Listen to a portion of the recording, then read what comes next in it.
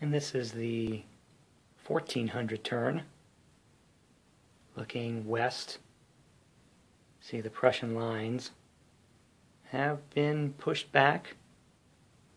They're trying to form up, but they couldn't be said to be executing an orderly withdrawal at this stage.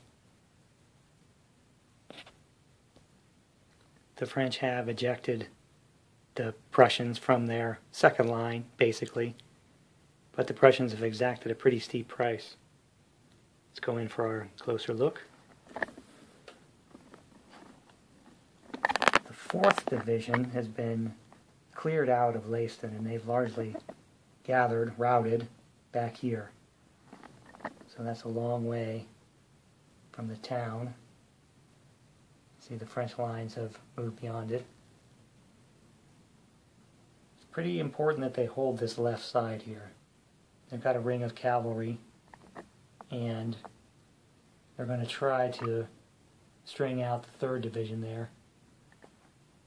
They were able to reform. The Saxons are battered, but they're going to give one more shot at trying to hold the line.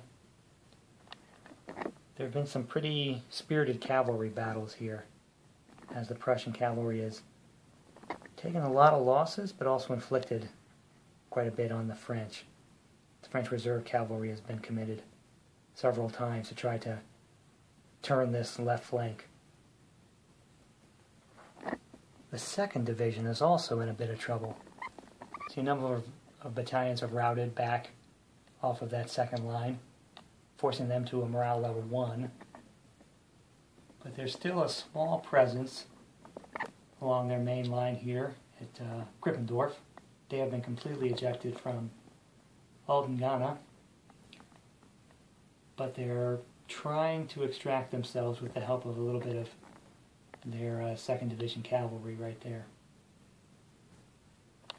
And the 5th Division is still holding here at Viersaint-Heiligen. The French are finally starting to close on them, but they still have not been engaged.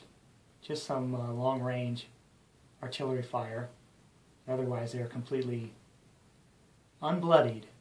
But they won't be able to hold that position much longer, with the 2nd Division pulling back on their left, and the remnants of the 1st starting to pull back here on the far right.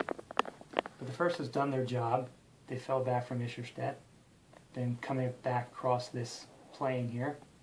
Their cavalry has done the job of keeping the French, moving very slowly. And with the French pretty weak with cavalry on this side of the field, they should be able to do that for long enough to allow the 5th Division to pull back. Taking a look from the French perspective here on the far left, this is the 2nd Division of the 7th Corps marching up the pass. Might not have been a good idea to march in this direction, since they are a very long way from the fight. The balance of the 7th Corps is here. They push past Ischerstedt and are slowly chasing the remnants of the Prussian 1st Division there. But because they have so little cavalry, they've been kept at bay by the really strong Prussian cavalry on this side of the field. Shifting around to the east, Marshal Ney's 6th Corps is assembling in front of Viersaint-Heiligen here, but they've been very slow to march the long distance from their entry location and assemble. But they are getting ready to make their attack, but they might be just a little too late. If the Prussians pull out first, they'll have gotten here really for no purpose. And Napoleon and the Guard is still in the center reserve here, have not committed them, and with the 6th and 7th Corps being completely unmolested at this point, probably won't be any need to commit the Guard. Can't say the 5th Corps has been unmolested. They fought pretty hard. It was a tough Prussian defense here along this line between Krippendorf and Aldengana by the 2nd Division. But they finally fought their way through, but at a very high cost. Lots of casualties in the 5th Corps. But on the plus side, no eliminated units and no, well, I think there's only one routed unit, but that means there's no morale level here for the 5th Corps. Reserve cavalry has been pretty heavily engaged, but they've concentrated here, kind of holding the area between the 5th Corps and the 4th Corps on the very far right. 4th Corps has been similar to the 5th in that they've been fighting very hard. They finally ejected the Prussian 4th Division from Leisten here, but at a pretty high price. And this 1st Division probably doesn't have a lot of fight left in it.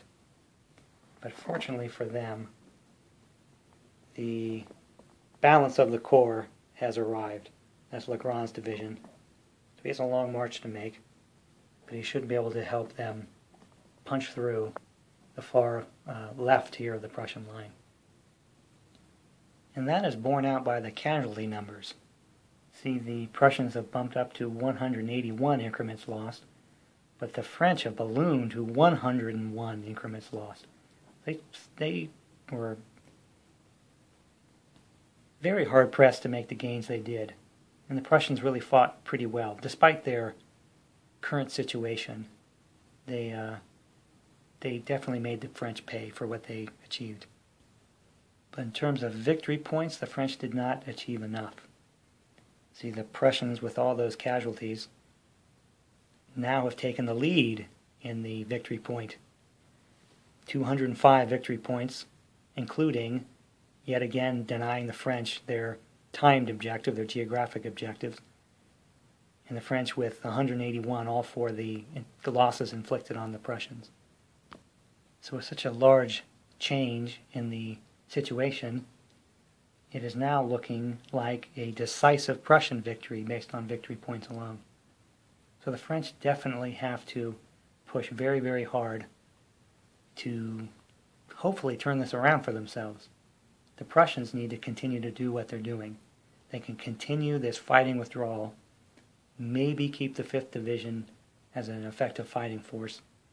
They could still very well pull off something approaching a decisive victory, but I think they settle for anything less than a decisive defeat. We'll pick this up again at the, I guess, probably the end of the game, 1600 turn.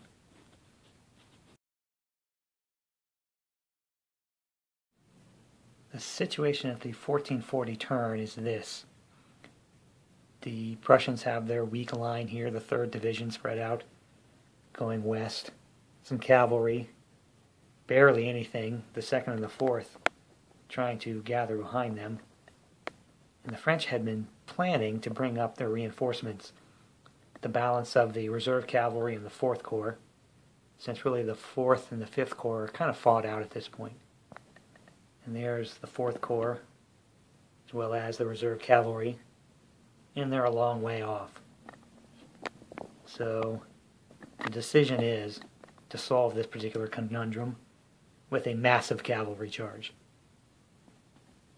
All those blue markers, the 4th Corps Light Cavalry, the 1st Division Dragoons of the Reserve Cavalry, and the 5th Corps Light Cavalry are all going to charge in mass. Well, not a grand charge, we don't have that in the Premier rules, but they're going to have a massive charge to try to take out as much of that Prussian line as they can. Now, the Prussians do have some cavalry right here that could reaction charge and interfere with the plan.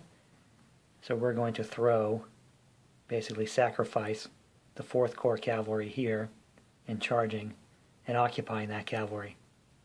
In the old times you'd call that a soaking off attack. I love cavalry charges, but I'm going to try to make this a little more outcome oriented in showing how it plays out. The first phase has the 4th Corps cavalry trying to attack that Prussian light cavalry, who reaction charged, so they'll have their little scrum here in the melee phase. Next we're going to charge the 1st Dragoon Division against this line of the Saxon battalions of the 3rd Division. And of course one of the challenges with charging across open ground like that with a clear line of sight is that all their enemy can form square at distance. And that went very well for the Saxons. 5 of those units formed square. This one was actually only 1 increment, so they couldn't. They failed to stand, but they're in disorder, so they'll melee in the upcoming melee phase in that state. And the last part of the attack will be the light cavalry here. I think they're going to try to take on this light infantry, mainly because they're in skirmish mode and they have nowhere to retreat and I want to trample somebody. That artillery and possibly one of these Saxon battalions.